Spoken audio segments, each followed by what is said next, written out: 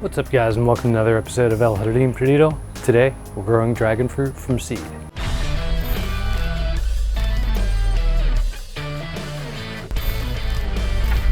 Alright, so these are a few examples of some dragon fruit I've grown from seed. This one not doing so well and suffering from some pest damage even is from a red dragon fruit. As you can see, it's not doing so well. Whereas this is from yellow dragon fruit.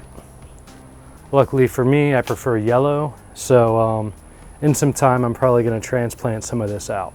Now those have been growing for about, I'd say, a year, but not really taking the best care of them. I grew them in like a little Tupperware type tray. I find it really good to start seeds in those, especially dragon fruit are really tiny little small seeds, similar to like a kiwi.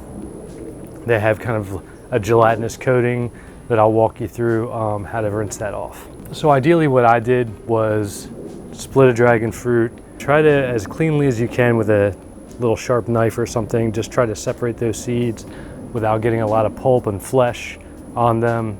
By default, they're gonna be a little gelatinous and have some of that pulp on them, but if you put them on a paper towel and just kind of, rub that off as best as you can, I find that works pretty well. You can follow that up by then putting them in some water, soaking them up to 24 hours if you need to, not too long or they'll begin to germinate and then drown. So you don't want to leave them in there too long. I'd say like 12 to 24 hours is absolutely fine. And from there, you don't necessarily have to soak them, but from there, what I did was I put them in that little Tupperware tray. They're just reusable. I've gotten them from grocery stores, but I find that they're great if you put some holes in the bottom.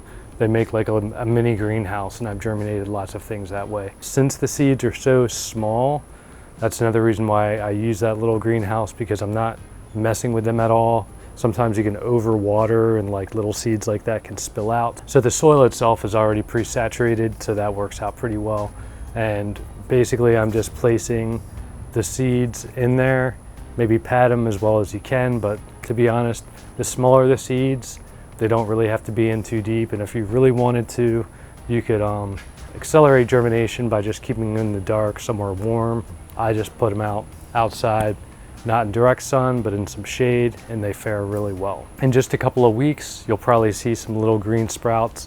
The interesting thing about cacti, if you've ever grown them from seed, when they start, they look like any other seedling. They have two little leaflets. It's really cool. Within a little more time, you'll have something resembling a little more like a cactus. Now, this isn't a ton of growth. I can probably keep this going and continue to up pot these. I can see there's a little, while I'm talking to you, see that there's a little pest damage on these as well. But what I can also do, this is a whole nother video, but I'm very interested in trying this, is graft this onto some of the pre-existing dragon fruit I have, and it should accelerate that growth and work really well. I have a well-established rootstock. I can also take cuttings. I don't know if they're in the frame, but I have some dragon fruit cuttings even from not too long ago. What I do is I didn't have the real estate to start potting them up, so I just kind of like spray them with the hose every once in a while, and to be honest, they have air roots and that's enough to keep them alive, and they've been alive all through summer. It's been like 4 months since I even trimmed that dragon fruit, and they're still going. So eventually I can pot those and use those as a rootstock too, if I'd like. So from what I've showed you, one thing to take into account, one thing is that dragon fruit are pretty much subtropical, so you will have to overwinter them if you live anywhere basically colder than 10. I live in 9AB, and so I'm having to overwinter them, put them in the greenhouse. Works really well if you have them in a huge pot.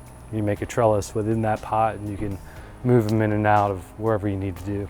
Also, in the same token, I showed you two different examples, and you see one fared better than the other. So I encourage you, if you do have access to different sources of dragon fruit, maybe you have an Asian market or something like that, or you can even buy them online in certain places. I encourage you to try a few different varieties and see what works better for you. Like I said, luckily I do prefer the yellow, and the yellow is working well. I already have a red, so plant-wise, so as luck would have it, that works out perfectly for me. All right guys, well I just wanted to show you that quick little tutorial, give you a little information. If you have any questions, feel free to put those down in the comments.